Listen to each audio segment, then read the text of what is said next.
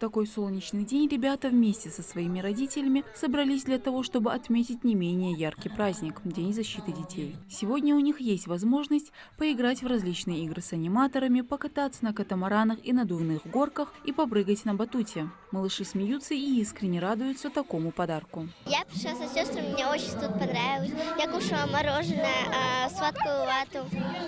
Тут очень красиво, мне понравилось очень. Тут очень классные аниматоры. И тут они очень хорошо выступили. Зайчик, клоун и Godboys.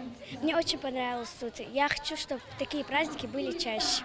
Хоть поначалу ребята и стеснялись, но после небольшого разогрева каждый из них нашел себе развлечение. Помимо вкусной сладкой ваты, шоколадный фонтан также многим пришелся по душе. А больше всего очередь стояла к художнику на аквагрим. Мне сегодня красили на лицо кошку акриловыми красками. Мне очень понравилось. Почему именно рисунок кошки выбрала? Потому что они милые и такие нежные.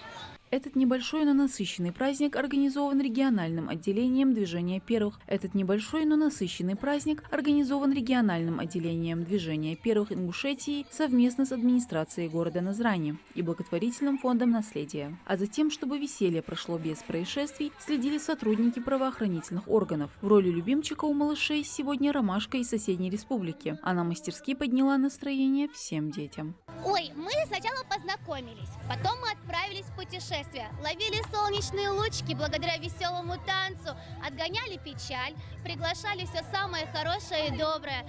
А еще мы отправлялись на остров племени Вака-Вака, танцевали, много флешмобов. Такие праздничные мероприятия ко Дню защиты детей – это не просто веселое времяпровождение, а важная социальная инициатива, направленная на создание лучшего будущего для ребят. Мадина Цора, Али Зязиков, Магаз 24.